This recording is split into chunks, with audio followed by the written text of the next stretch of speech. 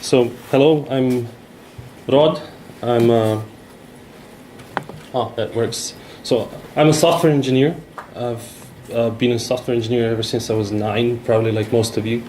But also this year is my 10-year anniversary of being a manager of engineers. And my definition of managing is when you're not responsible just for your own productivity, but also for at least one more person.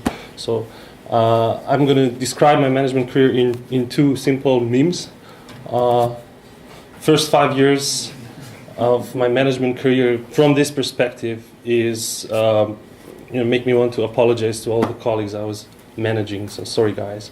And the second 5 years is more like I knew what I was doing, but I didn't like most of it. And management is hard, but that's another topic. I want to talk about the part of management which I kind of did like, and that's one of the parts, and that's hiring. And hiring in particular is interesting and has always been interesting to me because I think that's the number one thing that influences your company culture. And we all know that culture is the most important thing. I for one, firmly believe that. But when you read blog posts about culture, you will sometimes get this feeling that culture is something you sprinkle on top of your team, and all of a sudden, regardless of what kind of people they are, they just become happier and productive. I have a more like a grown-up view, maybe. I think culture, at least 95% of your culture, gets created the moment you sign a contract with the next engineer. I think culture is basically the product of the people you hire, the people you have on your team, including yourself. So, long story short, I've been involved in hiring for 6 years, and I couldn't really count all the interviews, but it was like more than 200 at least. And I was responsible for building 3 different teams, and you can imagine I learned a lot of lessons, and I think it's time to share at least a few of those. So the lesson number 1 that I, as an engineer, took away is that hiring should be a priority. And this is not definitely my original idea. The guy on the picture, he has a really complicated name, and I got up early, so I can't remember now. But he is ex-director of engineering at Facebook. And he wrote a really good blog post a few years ago saying basically this thing: hiring should be a priority. And how many of you, just a quick question, have been involved in hiring in any way? Yeah, I thought so. And the rest of you that maybe haven't had a chance to read a CV or like interview somebody, have also been involved in hiring because you got hired probably by someone. So hiring is a priority is let's be honest, an idea that evades engineers many times. Like you would much rather play with Docker than read this guy's CV, or like every time you need to sit on an interview and listen and God forbid ask a question or two, it's like, do I really have to? And there's like Stack Overflow is full of interesting things to read. But I assure you that this attitude needs to change. And my take on this is that if you don't like being involved in hiring, then just say that to your manager or whoever is asking you to be involved, because it's much better for you not to be involved than to not take it seriously. If you want to be involved in hiring, really make it your priority. Like if you need to read a CV, read that first. If there's an interview, if there's an engineer, a potentially good fit for your culture, for your team, make that the number 1 thing on your schedule, because it truly is important. After 10 years, when you look back, you will know that. Another thing I learned, another lesson, is that hiring is all about minimizing risk. So, I already mentioned that I believe that hiring is the number 1 thing that influences culture. So the bathtub analogy that we had is that if water was your culture, and let's say you're in a big company, and if water was your culture, then hiring a wrong person is like pissing in a swimming pool. And if you're a small company, as you can imagine, it gets worse, because hiring a wrong person on a small team is like pissing in a bathtub. So I've always kind of believed that, you know, the bar needs to be set high. Like it shouldn't, you know, it shouldn't be like crazy high, but it should be high enough to prevent wrong people entering your team and screwing up your culture. And sometimes that means that you will not hire somebody who would probably be a good fit, but that's much better than hiring someone who wouldn't. The next lesson, which is actually related to minimizing risk, is of course using your network. So this is probably not a surprise to anyone, but when people talk about using your network to hire people, usually what they mean is, you know, finding engineers is so hard, it takes so much time that, you know, if you can find somebody in your network, it will save a lot of time. But it's not just about that. It's also about minimizing risk. Because on this photo, for example, is my friend Vuk. And I've known him for 13 years. He's a superb front-end engineer. He's a superb person. And I know him probably better than he knows himself. So last year I needed a front-end engineer. And, you know, I had two choices. One is spend the next 6 months, you know, looking for one in Slovenia. Or, you know, persuade my friend Vuk to move to Slovenia from southern France, where he was living 100 meters from the beach. And, you know, I was actually able to persuade him, and he's now in Slovenia, and we're still friends. You know, for now, like, thank God it's spring. But the point is, yes, he was a good fit, of course. You know, no surprise, because I knew him. Like, I had almost zero risk hiring this guy. I could, you know, interview another person for like 10 days, and I would still not be able to you know that person that well. Next lesson is that, you know, interviews are not tests. This is also something that I see, like, inexperienced people, you know, myself included 5 years ago, were doing. Like, humans are unfortunately not as simple as technology, you know. You can't just have like a standardized test and like give it to people and then like grade them, and then like if they do well you hire them. Like that's a recipe for disaster. You shouldn't even do it. And actually, like if you want to be hired and a company that you want to work for gives you a test, you should probably just walk away, because you know you can imagine a lot of wrong people have already been hired in this company. The person on this photo is actually Rambo Amadeus. Most of people from this region would know him, but he's a musician. But the reason I have him, because years ago on his blog he said a really smart thing. He said, like, if you want to get to know somebody, you have to listen to how they talk rather than what they say. So it's much more important to, you know, listen to people rather than expect correct answers on a test, for example. So the whole point of interviewing, to me at least, is just getting to know the person. This is probably, I mean, all these lessons are from my perspective important, but this one is probably number one, because interviews are not a natural situation. I don't know if you noticed, but you know, yeah, it's like. They resemble me of dating, you know. I hate dating. Like I married my second girlfriend, so I don't have to date anymore. Because you know, I like, you know, there's nothing wrong with, you know, two people getting to know each other over some drinks, but it's not like that on dates, because on a date you have this premonition that there's an outcome at the end. You know, that there will be an outcome. And it's either going to be pleasant or unpleasant, or like it will be unpleasant in 10 years, you know, or 40 years if you're lucky. And this premonition creates pressure. And it's the same with interviews. You know, you're trying to get to know this fellow engineer. You're like chatting about your experience. But, you know, there's this feeling that this is a thing that will end in an outcome, that you are evaluating them. And this creates pressure, and you can't escape this pressure, and you can't pretend that it's not there.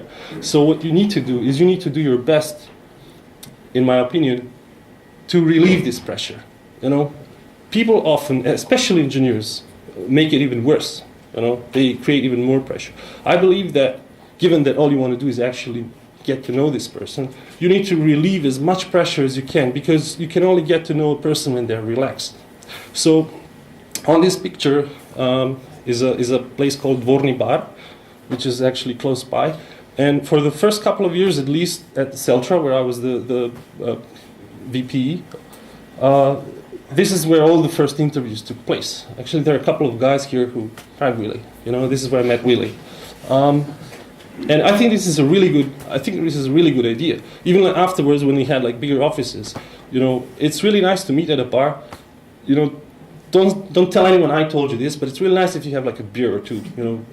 Not more than that, but it relaxes people.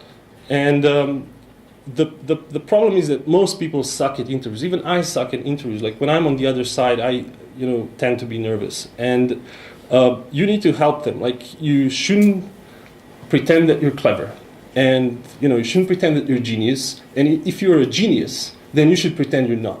You should smile, you should laugh, you should joke, you should read their CV before they arrive and find like a reference, a common reference to like somebody like a common person or like sports that you both care about or whatever. Just invent one. Just you have to let this person know in the first 5 minutes after you've met them that you're also a person and that it's okay. That they're not being sent to prison if they fail, like that.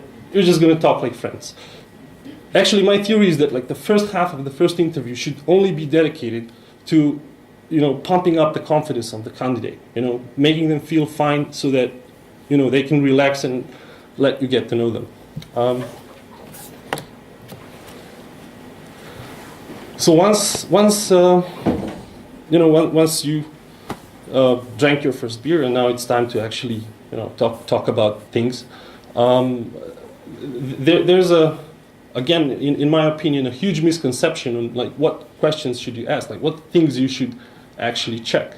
What I was doing wrong, and what I see many people do wrong, is like as I call this, they check for hardware, not software. They ask questions that test like IQ, like a trick question or some puzzle, or they ask questions that check memory, like in this Java library, how do you do that?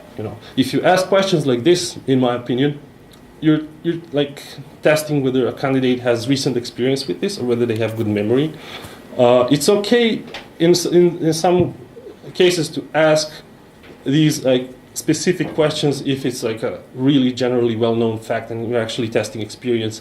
But many times these questions are testing the IQ, and in my opinion, most companies don't have in their culture that like only geniuses need to work here. So I assure you, I'm not a genius, and I would not probably enjoy working for a company where only geniuses can work. So I never cared that much about IQ or memory. Most people, given their experience, are smart, and you can obviously see that. I cared more about the software, about their habits, about their opinions, about what motivates them.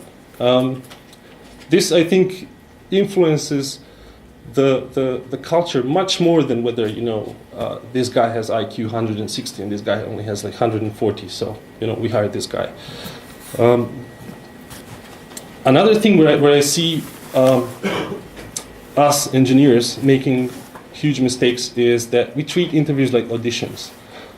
And there's like I can tell that even in this audience I would find at least 10 guys to disagree with me, but I hate live coding on interviews. So I don't think that making somebody write code on a whiteboard or a shared screen is a natural situation, and again it creates a useless kind of pressure. You can put putting geeks under spotlight is a bad thing. It's not going to help you. Like at best, you're going to hire people who are good at this.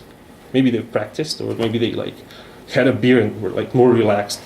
I think code should be written in comfortable environments, and it shouldn't be the same should be the case at an interview. So many times nowadays when we have agile and extreme programming practices like pairing. We disguise this as pairing. So we're not going to do a live coding test, but you're going to pair with one of our engineers. I think pairing is, two enthusiastic coworkers working on a problem that's new to both of them. Live coding is, one interviewer who's already familiar with the problem, so he's already biased, and usually a confused programmer who can't even remember how to slice an array anymore. You know, so what I suggest and what I ended up doing myself is, if there needs to be some code, like if they need to write some code, which usually they do, you know, send them a task and give them a sensible time frame, and let them do it themselves. And then, you know, be available on Skype. If it's a short task, short time frame, just, you know, don't look over their shoulder. Be on Skype or some other means of, you know, live communication, so that you can answer any potential questions, but let them do it the way they would usually do it, you know. And basically, yeah, that's. I could go on this subject. We had a really bad discussion a few days ago. Another lesson is that interview is actually a conversation. It shouldn't be like Q&A. Sometimes, you know, maybe you'll end up doing Q&A for like a couple of minutes, but you should always keep in mind that it's actually a conversation, and that what you're actually doing, apart from obviously, you know, representing your own company, you're kind of like trying to understand the career of the candidate, what they've done. I use the analogy with swimming. You're like swimming over their CV, and then when you see some interesting areas, you like deep dive. And when you deep dive, you really have to try hard. You have to kind of ask them specifics. You know, okay, but why did you use Python? But why did you use this library? But like, why didn't you like distribute it? Why didn't you use a service instead of? And, you know, see how they were thinking. Questions don't need to be technical, of course. Like sometimes you want to explore their relationship with a previous employer. Like, why were you unhappy? Like, what made you unhappy? Like, how did you, you know, work in an environment like that? But these deep dives, I believe, will tell you the most about the candidates. Like sometimes, for example, doing a deep dive on a code that they wrote like a year ago or 2 years ago will tell you more than you know, a task that you are now giving them. And of course, interviewing is extremely exhausting. You can probably notice that, even, you know, during this talk. This is often a thing that eludes not only people who do interviewing, but also their managers. Like you can't really just, you know, book a 1 hour space during your day and then like program for like 8 hours and then just do an interview and then you're fine. I think, you know, doing the homework before the interview, keeping focus during the interview, and then after the interview, definitely spending time thinking about what just happened and about the candidate is extremely exhausting, time-consuming. And, you know, number one advice that I would give you is, you know, don't do it tired, don't do it angry. If you're sick, don't do it.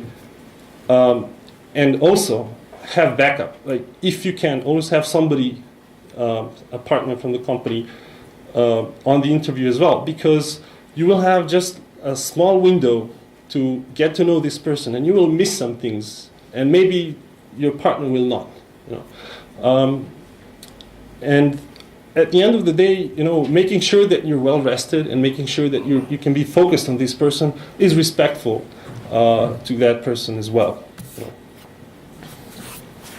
And hiring is definitely a skill. So this evaded me until like a year and a half ago. But, you know, I somehow felt, this is probably one of the reasons why I never really wanted to talk about hiring, because I kind of thought this is something you have to do, you know. You know, I'm telling you now that this is not true, but even I was to blame for this. Like, hiring is a skill, and like other skills, there will be people who have some natural inclination towards it, and there will be people who have some natural talent. And these people can be ops engineers. These people can be great developers, but they can show some potential when it comes to hiring as well. When you recognize this is, I think, gold. And you need to, you know, make sure that these people are in your hiring process ASAP, that they're like doing the interviews, that they're reading, that they're exposed to candidates. And also, you know, you can also invest in their training. You can also, you know, help them become better at hiring, just like you can help them become, you know, better at ops or some other programming language. You can also help them become better at hiring. This is, you know, extremely important, because at the end of the day, somebody at your company needs to decide who joins your team next. And as I said before, it's highly likely that this person is, in shaping your culture. And treat hiring as a skill, and definitely don't treat it as like a hobby or like a side job that your engineers need to do. And last but not least, I would like to just state the obvious. Hiring is a huge issue. If you're a developer, you probably get bombed by job opportunities, and it seems like really fun. It's nice, like wow, everybody wants me. But then one day you become a hiring manager and you're in hell because where did all the developers go? What I notice, like let's say in this region, but also elsewhere, it's even more obvious, is that everybody's hiring. Everybody needs developers. I'm not kidding. Every day on average, at least one person contacts me and, hey bro, do you know Ruby developers, PHP developers, engineers? Like everybody wants developers. I even said like the government should have like a program, like every citizen gets a developer. Like, there you go, and then they can trade. I have an Android guy. You have an iOS guy. But on the other hand, I said like engineers, we feel lucky. We're kind of like like everybody else is poor, and like we're the only guys who actually can get a job any day. You can get a job any day, but can you get a job that you will enjoy any day? Ask yourself that question. Like when you get a job, it's highly likely that you're going to spend at least a year there, on average. How do you know you're going to enjoy it? Maybe you can make a mistake, just like the hiring manager. Maybe you are in the wrong place.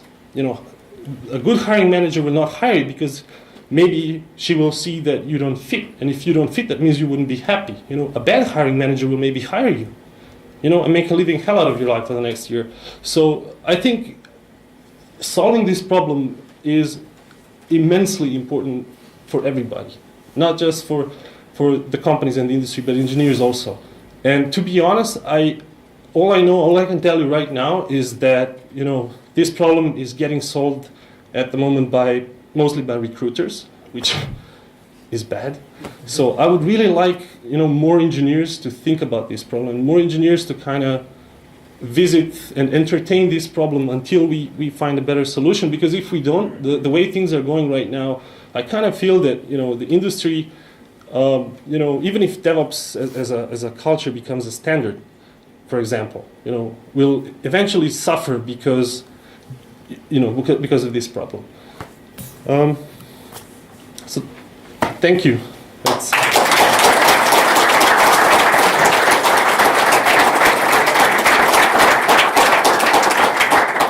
questions?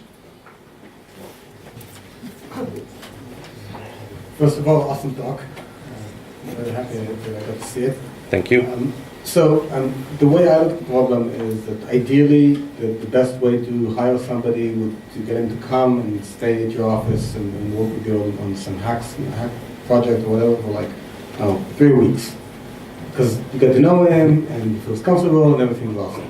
Unfortunately, we don't have the resources to do that with everyone. Just too many people and not enough time and not enough money. So we compromise. And we go to the next thing, which is, like you said, interviews and so on.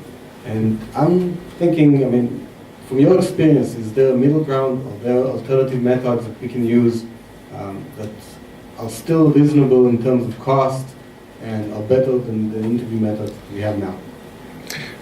Yeah, so I haven't really mentioned this, but you raise a really good point. So, of course, it might feel that the best way to get to know someone is to actually have them work on during a trial period for like a few weeks with your team, etc., etc. And we actually did this at Celtra, for example. We ended up doing this. But I noticed the same problem as with interviews. Again, this premonition that there's an outcome at the end and that it might be negative. And your engineers, if they know that this is a trial period, cannot possibly accept this person as one of them. And this person feels this pressure. And again, this is kind of like the experiment where measuring influences the measurement. So it might sound like, especially in the Socialist Republic of Slovenia, it might sound like a blasphemy to say, having an easy way to fire people is actually good. What happens across the pond in the States is you hire somebody and they're hired and that's it. But if it turns out, in a week or 2 weeks or a year or 3 months that they were not a good fit, you just fire them, and you're doing a huge favor to your company, but also to them. That's the point where, like, I think our culture, our local culture, I'm not now talking about, the local mentality in this region, is that, firing is something inherently bad and that you're like doing injustice to somebody. No, maybe you're doing them a huge favor.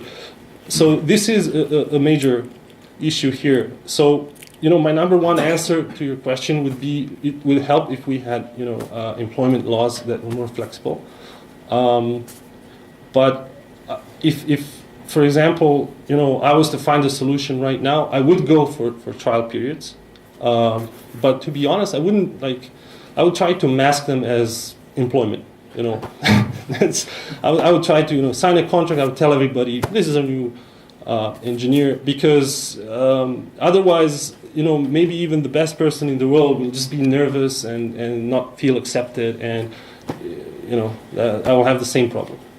Yeah. Yeah. I have a microphone. Oh, so microphone. So thanks for sharing your extensive experience.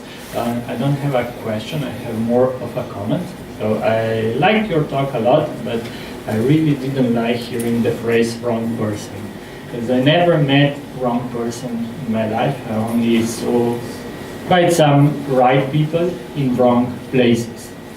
So if you approach the interview with this idea that you will decide, is this the right or wrong person, you already failed.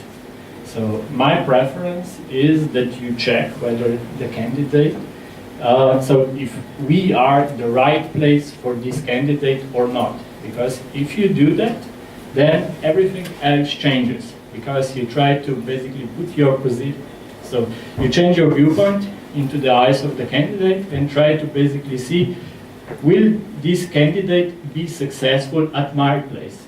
And also, if it turns out that the candidate is not in the right place, then you actually not fire the person, but actually you just show him that he's in the wrong place for him. So I would really not like to hear wrong person ever, because there are no wrong people. Okay, so I can just agree with you 100%, and this happens to me a lot. This is just terminology, and when I said wrong person, I meant wrong person for us. I met people, for example, ops engineers is a really good example, because at Celtra at one point we spent 8 months looking for our next ops engineer, and we like interviewed at least 50 of them. Everybody was wrong, but they were not wrong. I agree. Like, many of them were perfectly fine engineers, just for some other environment. My problem is that I use the Serbian terminology. Like, you're wrong. If I was like an English guy, I would probably say you fit to some extent.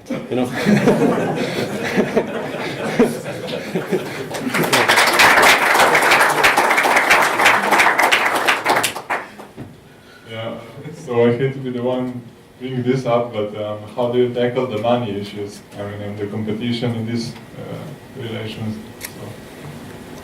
Yes. So to be honest, I'm probably a lucky bastard. So for the last 5 years, I've been working for startups that have money, and money was not a huge. I mean, it was still an issue, because you can't just pay somebody whatever. You still have to invest a lot of thought. Like, people think, for example, Celtra. Celtra is the second most successful IT company in the history of Slovenia. And like, they have a lot of money. Everybody knows that. And like, why wouldn't they just give me 5,000 euros? Like, they have money. But it's not like that. Even like giving somebody a much bigger salary can destroy your culture. Like, actually, that's one of the easiest ways to destroy your culture. Like, you hire the next guy and you have to give them like 50% more, or 30 or 10% more than all these other engineers. It's a problem. Well. But when it comes to like the general problem of salaries, my current opinion is that we have a huge issue with that in Slovenia, and it's not it's probably not a secret. Maybe that's something new for people who are not from Slovenia. I think at the moment, because I kind of travel around, even countries who have been less competitive until like a few years ago are now more competitive than Slovenia, because we're getting hammered by huge taxes and inflexible employment laws, and what's happening in the last 5 years, and what I had a huge problem with, is that engineers are leaving because of it. And maybe you would love working at this company, but they can only give you salary X, and that's not enough. The problem is that if you can't give people the salary which is sufficient, nothing else matters. You can't fix anything else. You can have the perfect culture. You can have, if you just can't freaking pay them, enough so that they have a normal lifestyle, they'll just go to Berlin or London, which is what they're doing. So what I noticed years ago at Celtra is that, my competition when it comes to hiring in Slovenia are increasingly not, Zemanta or Outfit 7, but actually London and Berlin. And yeah, so we do have a problem with salaries in Slovenia, but it's not easy to fix. I agree.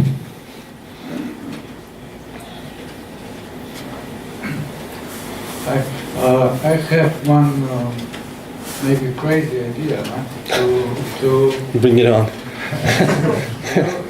you have IT companies and with a lot of people. Why not to change for 3 weeks per year? I come from my company to yours, then your engineers came to my job position. It's not interview. Yeah. There's no pressure to be employed or not, or to be judged. So sorry. And I don't know. So I don't know if you. Reasons for change. I think that idea is actually brilliant, but to be unfair to you, I read about it maybe like a month or so ago. Somebody wrote a blog post about this idea of rotation, and actually some companies did it. Like Etsy sent engineers to Twitter, Twitter sent engineers to I don't know where, and I was. It's not actually a new idea, but what are the reasons that this does not happen? To be honest, probably because we're just stupid. I think it's a great idea. Maybe, I don't know, some game theory, it's win-win situation for both companies. It was never tried. Yeah. As far as I know, nobody tried. So what I can imagine being the main issue is, well, if I send my engineers there and they like it there and they get poached, New people, maybe you also get it, not exchange for both sides. Yeah, I for one think that it's a good idea, but it would take a lot of courage to actually implement that. But I would love to see that happen in Slovenia, for example, because Slovenia is such a small community. We all know each other. I already know everybody in other companies. Everybody in other companies knows everybody else, and we could probably pull it off. I would like to see it as a pilot project.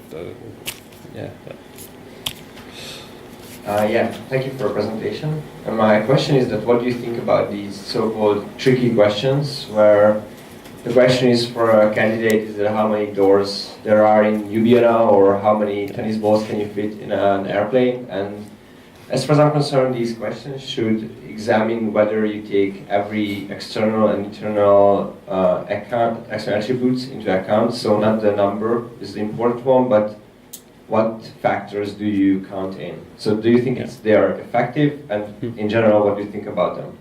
So these questions are stigmatized. Even Google had to actually, stop this practice. But I think they did it for PR purposes. Like, they were under a lot of pressure because they're like an exposed company. At Celtra, for example, we had our Celtra question. We had our, if you want to call it, trick question. But, I'm not going to tell you because maybe even nowadays they still use it. But usually we would ask it at the end of an interview. And of course, we would make sure that the candidate is feeling happy and confident, so we don't insult them by asking the question. But and you're right. Maybe what you're checking is these questions usually don't even have a correct answer. But maybe what you're checking, from a technical perspective, is whether this candidate thinks in the right way. But for me, to be honest, what I was checking with those questions is how quickly do they give up. Really, like, when I asked, like, I had like quite a few, cases where like the candidate would just go, I don't know, How do you hire somebody like that? I mean, I always said like the only correct answer to those questions is like don't give up, like give it a shot. Like how many golf balls can you fit in a school bus? I have no clue.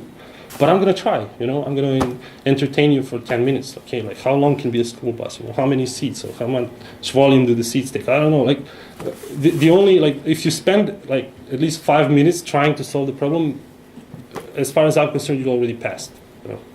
That's, yeah. Hi, I'm Daniel. So it was a very great talk. Thank you.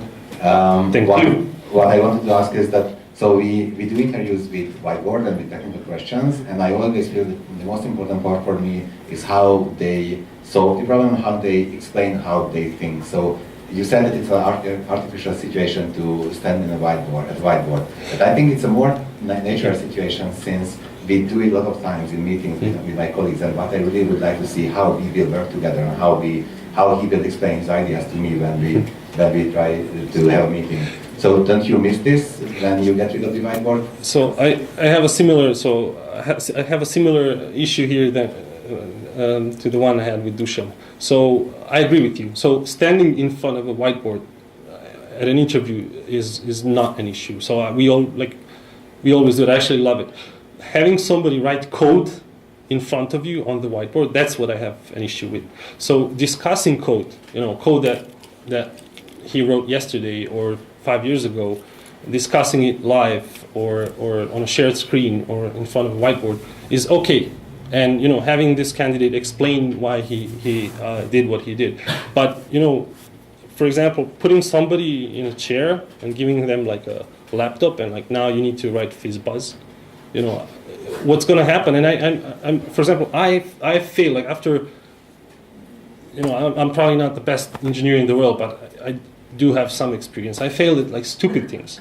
And I know engineers who, and this is a really interesting thing, I know engineers who did not fail, but hated it, still hated it. Like even though they were successful, they were like, this is bullshit. Like is this the kind of pressure I'm going to be under in this company? So I just think that it's not only useless, but it's actually dangerous. You're like putting somebody in an unnatural situation that's not going to help you. Whiteboards and discussions are okay, just not coding live on, yeah. Hi. What do you think about tackling the problem before the interview actually happens? As you said, hiring from your network is the number one option because you know the guy. And if you spend some effort to actually increasing the professional network by doing some things like hackathons or public talks where everyone can join from the community, you get to know these people and then you can approach them afterwards to, hey, would you like to work for us? And they already felt comfortable and you already saw some of their work. Yeah, absolutely. So I think, so you're always hiring. For example, I'm not hiring at the moment, but when I speak to you after the conference, I'm hiring you, maybe in a year, maybe in 2 years, maybe in 6 months. Absolutely, network, as it's such a risk minimization factor that it's absolutely worth investing your time in. It's just that, not everybody likes it, not everybody's good at it. And I think I was probably lucky because I'm like slightly more extroverted than your average engineer. But it's not everybody's network is huge. That's all I'm saying. But if you can, and if you enjoy it, and if your company can invest in hackathons and meetups, and for example, in London, I happen to, like I work for an English company now, so like it's crazy. Like companies are investing serious amounts of cash in meetups, in attending conferences, just because they can't find engineers. Like the number one reason, a company is sponsoring a meetup, 90% of the companies hiring, recruiting. That's how big of a problem that is. So, yeah. So, in short, absolutely agree. Yeah. So, let's give Rob a break, and let's all take a break. Um,